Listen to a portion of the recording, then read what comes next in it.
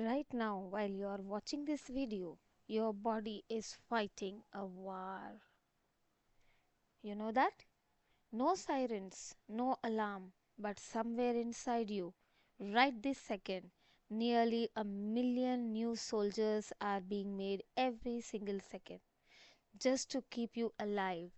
So, welcome back to BioBytes. Here's something most people never think about. Every time you touch a doorbell, breathe in a crowded room, or even bite into a mango, your body is being invaded. Bacteria, viruses, fungi, they are everywhere all the time. And yet, you are sitting here alive, healthy, watching this video. Why? Because you have the most sophisticated defense system on the planet, and it's inside you right now.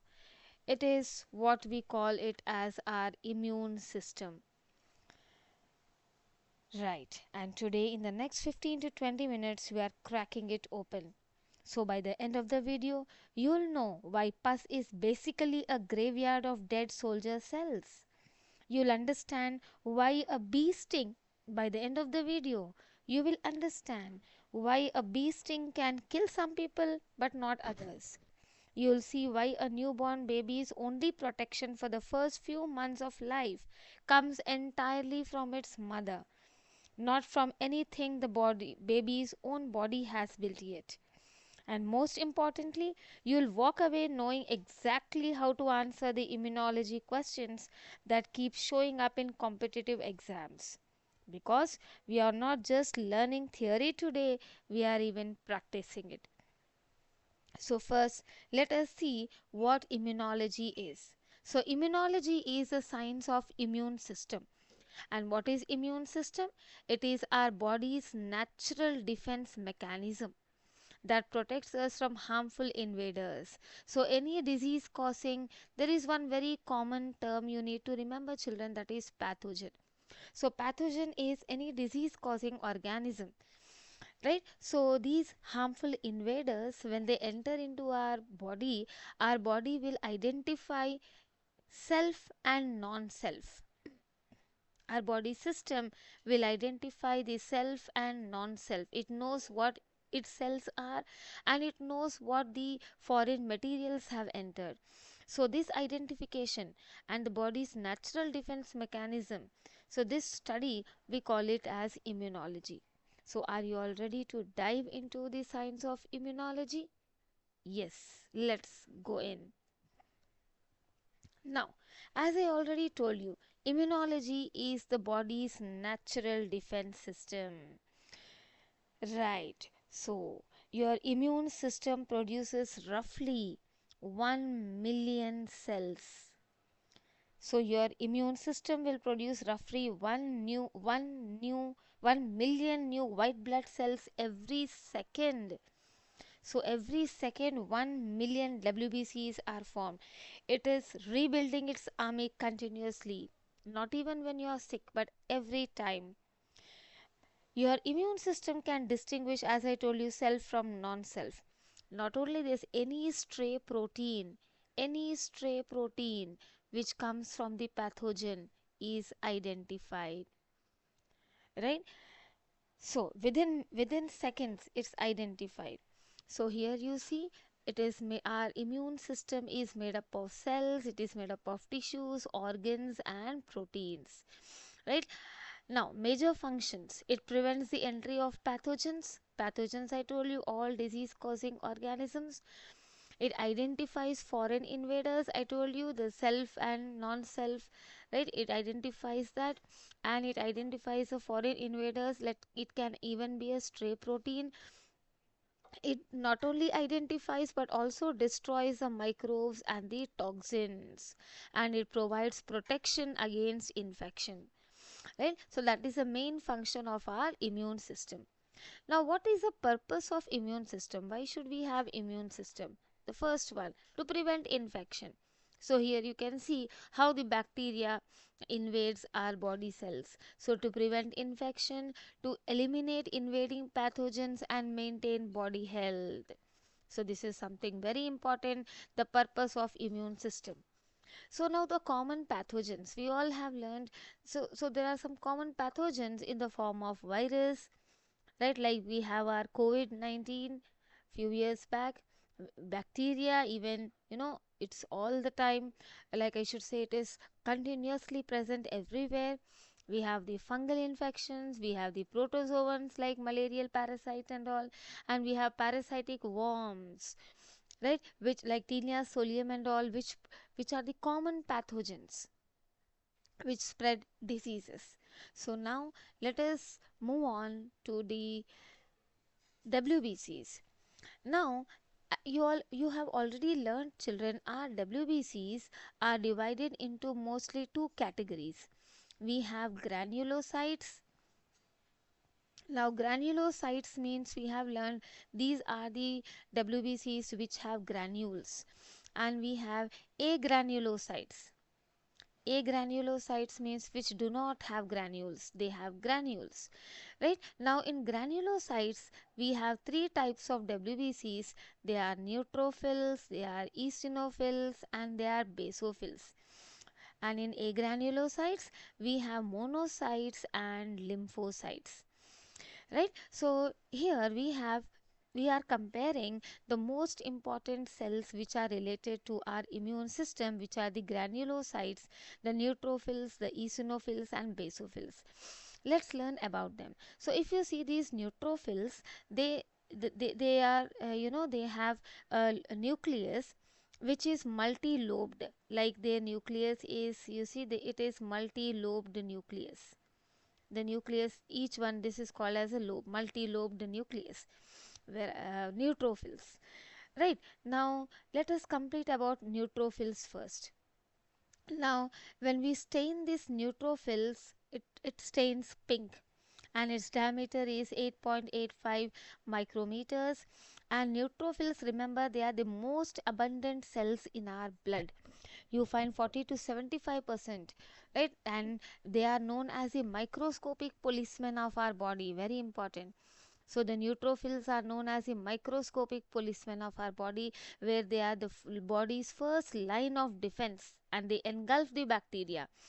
And you have neutrophils in our body is 1500 to 8000 per cubic millimeter, right? So of blood, and their lifespan is 5 to 90 hours. They survive for 5 to 90 hours.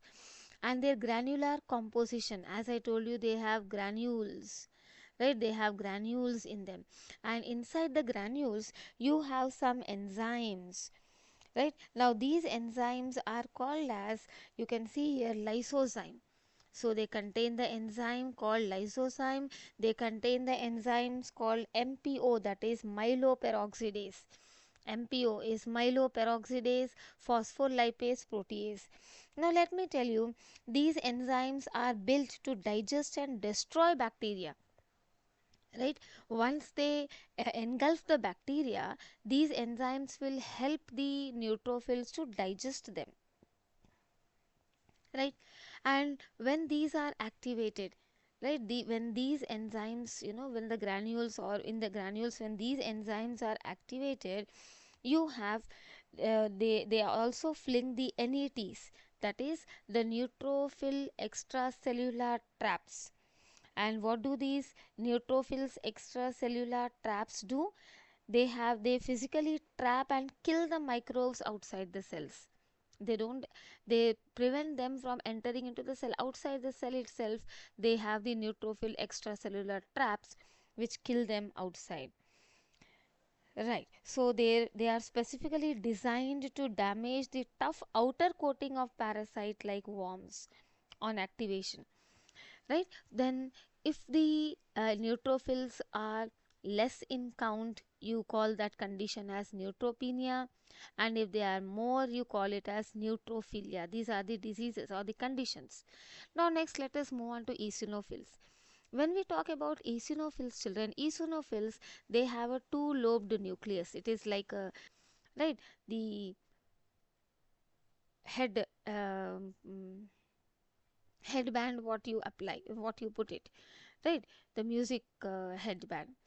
So it has a bilobed nucleus, the eosinophils, and when you stain them, they stain pink red in acidic stains.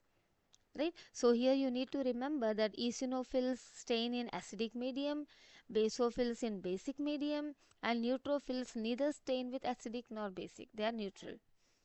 Now their diameter is 12 to 17 micrometers, and their abundance, you find them 0.5 to 5.5 percentage in the blood, and their main function is inflammatory response, inflammatory and allergic response.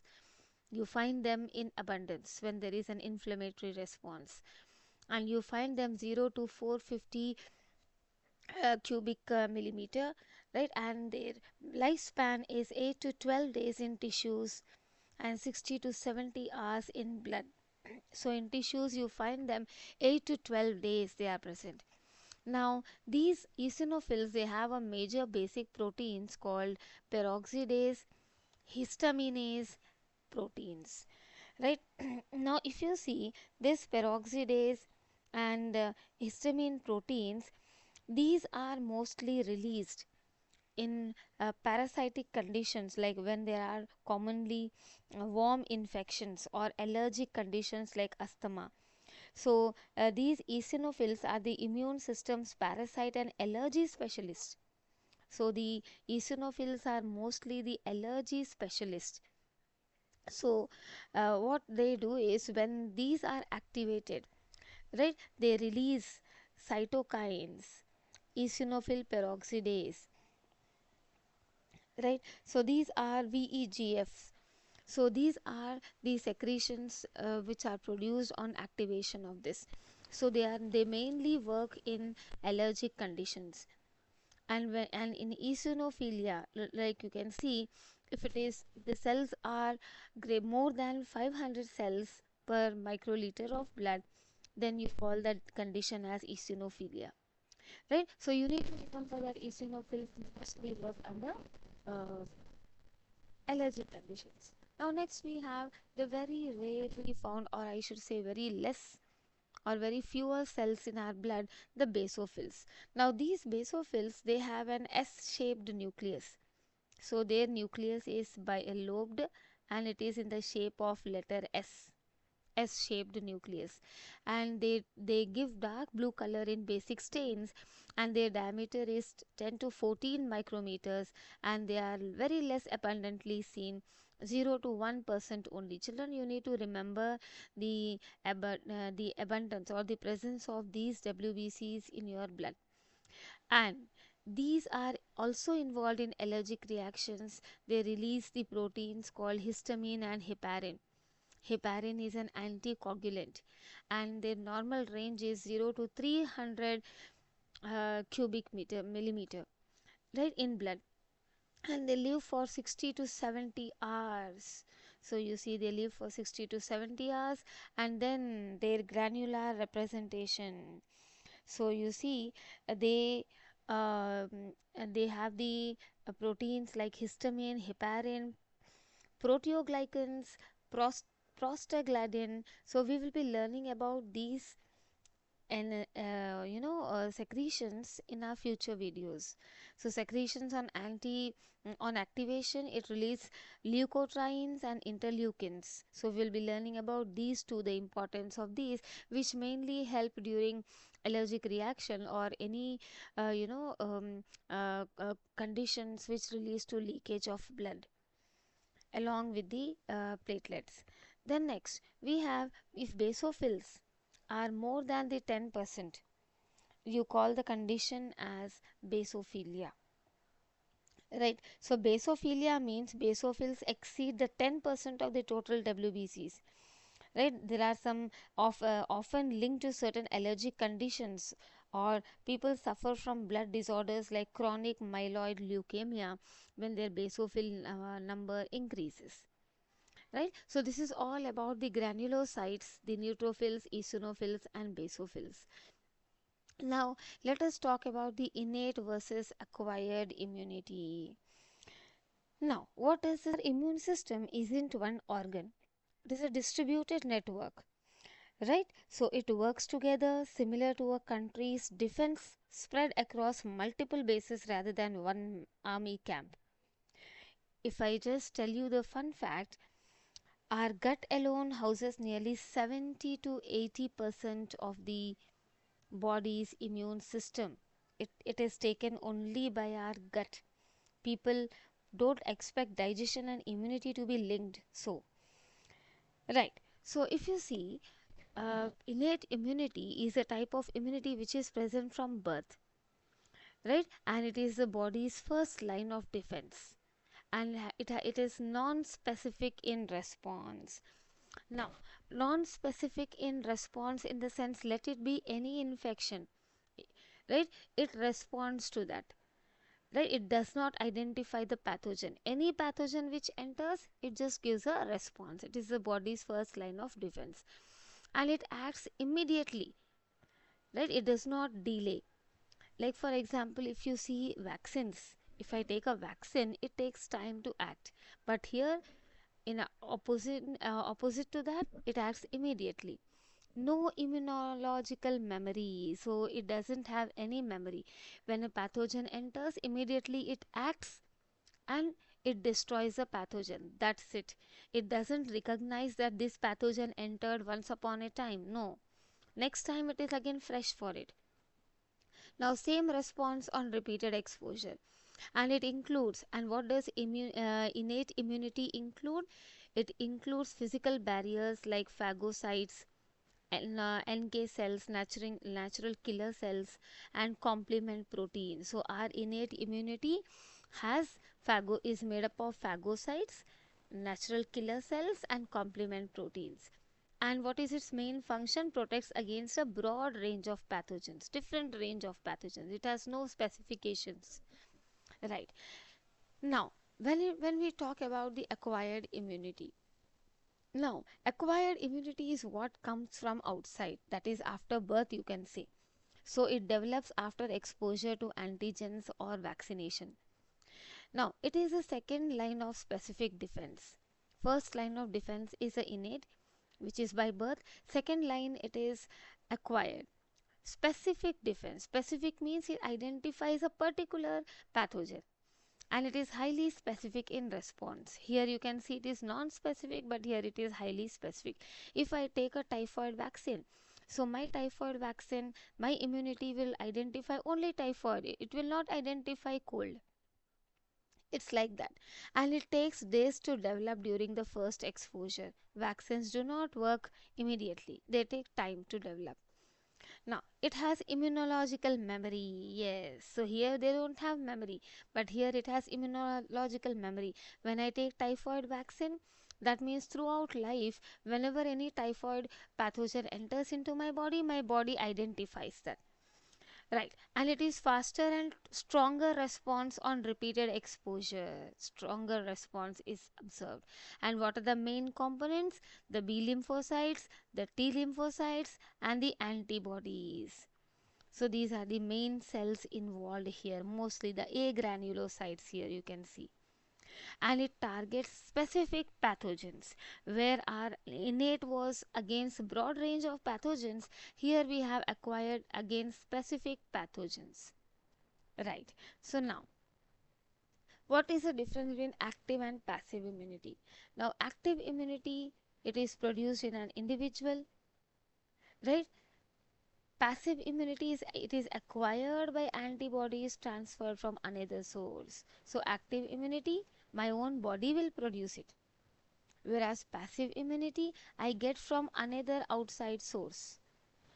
Active immunity takes time to develop fully, whereas passive immunity provides immediate protection. Children, you should be little aware of the differences between active and passive. Just remember that active is something which is in the individual, right? Whereas passive is something which we are getting, it is individual, okay, but we are getting from non-self like. So here if you see, active immunity is relatively stronger, whereas passive is short lived.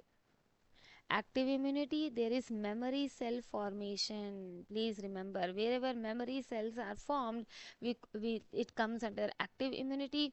Where there are no memory cells, it is passive immunity. Now, naturally active after infection, like for example, organ transplant rejection.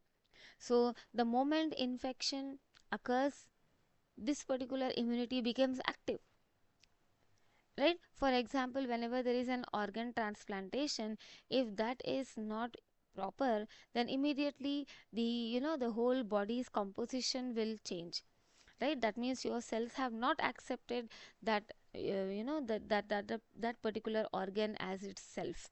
It is recognized as non-self. So that is when the organ gets rejected, right? So naturally active after infection, whereas natural passive means what? Transfer of antibodies from mother. So these are the example. Natural active means after infection. Natural passive in the sense transfer of antibodies from mother, like placenta or milk. Passive immunity, as I told you, we are getting it from others, right? So here it is transfer of antibodies from mother, that is example through placenta or milk. Then artificial. Natural active is where the body is developing that. Artificial active means where the body is developing through an outside source, that is vaccines. Here what do you mean by artificial passive? Antibody injections. So they come under artificially passive immunity, right? So you need to remember this: naturally active, artificial active, natural passive and artificial passive, right? So I repeat, natural active means naturally after infection you get something. Artificial active, where from outside source you are getting it, like for example from vaccines, right? So here your body is developing, here it is coming from outside source. Natural passive means you are getting it from something else, but it is natural, like mother's antibodies transferred to a baby through placenta and after childbirth through milk. Artificially passive means which we are getting from outside source, like antibody injections like TT, rabies and immunoglobulin, right? Now let us, yes, test our understanding. First question is, which one of the following combinations are incorrect, or combination is incorrect? Right. So neutrophil, formation of neutrophil extracellular traps, this is correct. Neutrophils form the extracellular traps, and we have learned they are the body's natural army system. Basophil, release of histamine and heparin, right? This is also correct. They release these proteins. Eosinophil, major basic protein mediated parasite killing. Yes, protein mediated parasite killing.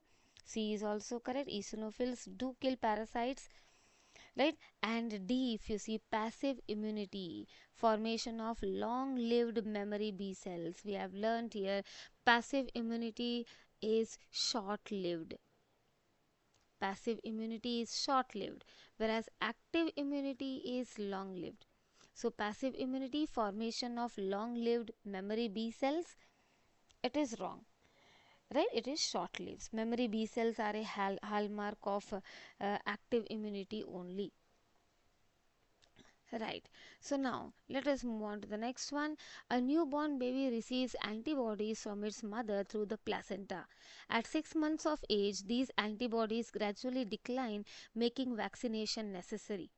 Which of the, so mother's placenta for 6 months, after that these antibodies decline, so at that time you see vaccination becomes important. Which of the following statements are correct?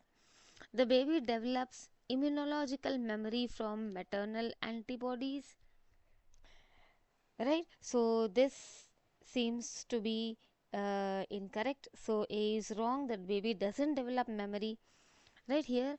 And the next one, maternal antibodies provide passive immunity without memory cells. We have learned in the previous slide, we have learned that the placenta and the breast milk, it provides passive immunity. There are no memory cells for that. So this seems to be correct. Let us check this one. Maternal antibodies activate plasma cells. They do not activate any plasma cells, and they neither stimulate the baby's thymus to produce antibody. They don't act on this, right? They only help in providing passive immunity with no memory cells, right? Then next, a child receives, so here if you see, anti-tetanus antitoxin after a deep wound. We all do. Whenever we have a deep wound, we receive anti-tetanus antitoxin. So this is an example of, so if you see, natural active immunity. So no, it is not natural. Receiving an anti tetanus is not at all natural. So it is neither natural active nor neither not natural passive. Artificial active immunity. Artificial active immunity in the sense it develops within the body. So anti-tetanus means after a deep wound, because wound is from outside here, so it doesn't come under artificial active, it is artificial passive immunity. So the answer is artificial passive immunity, because it is injected or it is man-made. It is not from natural, it is injected, it is an injection, because it is ready-made antibodies from an external source, right? If you see, artificial active, it is from internal source, whereas artificial passive means it is from external source. Then next, a blood smear shows a granulocyte having bilobed nucleus, right? So now bilobed nucleus means, immediately I told you, it is like a headphone or an earphone what we use, bilobed nucleus, right? The pink red cytoplasmic granules, that means it is granulocyte, right? And mostly they act on infected with helminth parasites. So which one? Bilobed nucleus means, immediately your answer should be eosinophils. Neutrophil, the nucleus is multilobed. Basophil means the nucleus is S-shaped.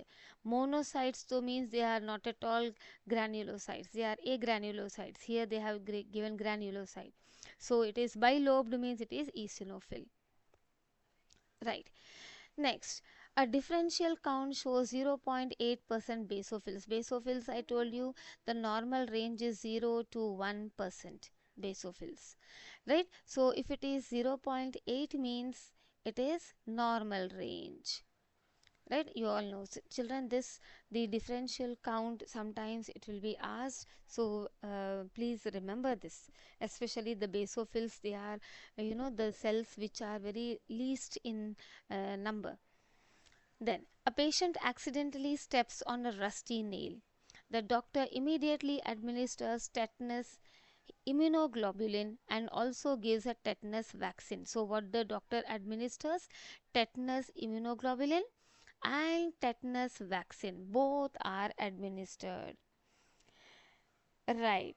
So now when both are administered, why are both administered? Both provide immediate protection. Yes, it is wrong, because immunoglobulin act immediately, right? A vaccine takes time, but this one acts immediately, so this is wrong. Immunoglobulin provides immediate protection, correct? Immediate protection. Vaccine is a long-term active immunity. This seems to be correct. Vaccine immediately. Vaccine does not act immediately, so you can brush out this. Immunoglobulin produces memory B cells. So immunoglobulin is passive. Remember, no memory cells. It is a vaccine that eventually leads to memory B cell formation. Right? Vaccine will lead to memory B cell formation. It's not immunoglobulin. So this is also wrong. So the answer is, immunoglobulin provides immediate protection, whereas vaccine induces long-term immunity. Right. Next time you touch a doorknob or bite into that mango, remember, somewhere inside you, a million new soldiers are already standing guard, a system so sharp it can tell you apart from every single threat trying to sneak in. That's not just biology, that's the war you are winning every single second.